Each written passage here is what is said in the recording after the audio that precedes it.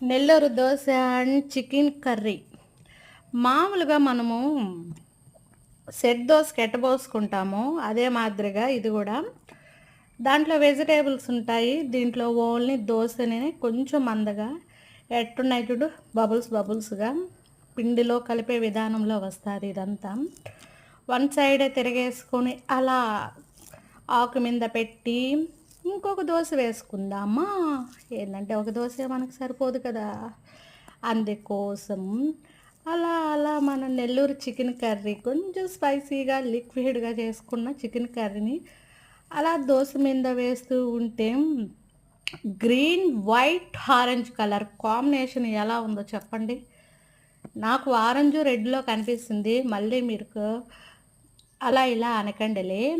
ఎలా ఉందా అండి చికెన్ మీద అలా దోస వేసి, ఇలా రుద్ది, అలా నోట్లో పెట్టుకుంటే స్వర్గం నవనాడులు అలా నోట్లో నీళ్ళైతే ఊరిపోదా? చికెన్ కూడా పర్ఫెక్ట్ కండిషన్‌లో పర్ఫెక్ట్‌గా ఉడికింది గదా!